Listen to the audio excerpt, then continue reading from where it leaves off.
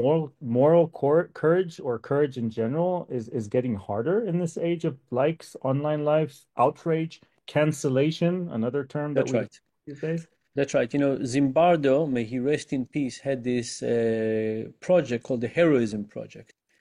And he basically said that in this day and age, you want to give people small examples of how to say something. Let's say you see a bully. Let's say you're a kid in elementary school and you see a bully. Mhm. How do you master the behavioral approach and the courage to say something? And Zimbardo said you have to start with small things. Mhm.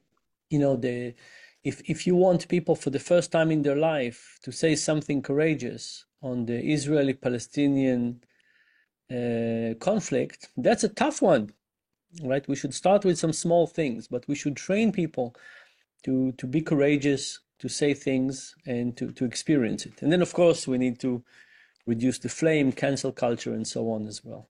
Mm. So if you say, where will we be 10 years from now? If we don't have a voice now, 10 years from now, it will be much worse.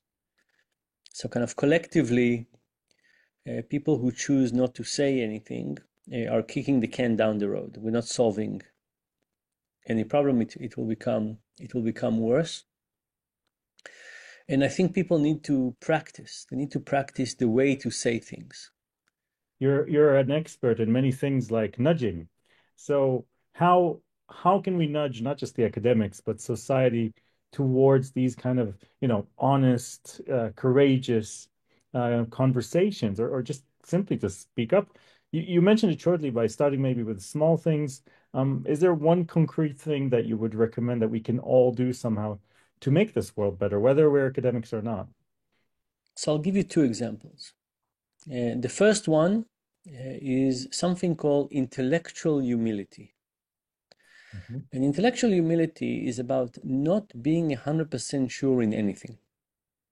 But certainty is the enemy of progress.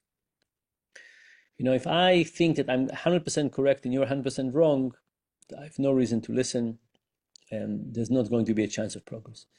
But if I'm even 98% sure I'm right, and I think there's 2% chance that you're right, that 98% chance I think I'm correct and 2% chance that you're correct, it creates an openness.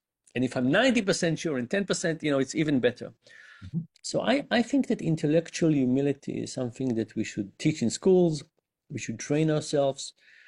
We should start by convincing ourselves that we don't know that much. We don't know as much as we think. So that's my first suggestion.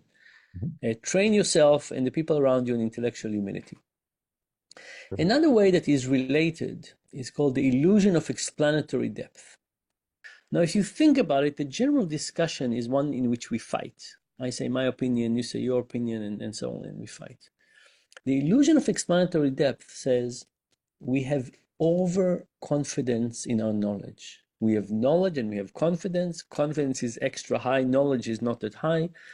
If we want to have a conversation, we need to first puncture people's confidence.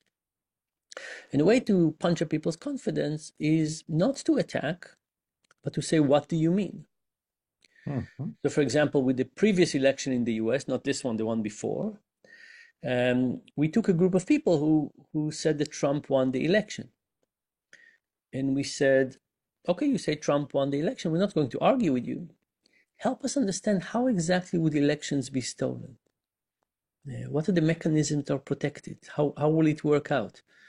And people basically said, after they tried to explain it, they said, you know what, I'm not really sure. Now, Mhm.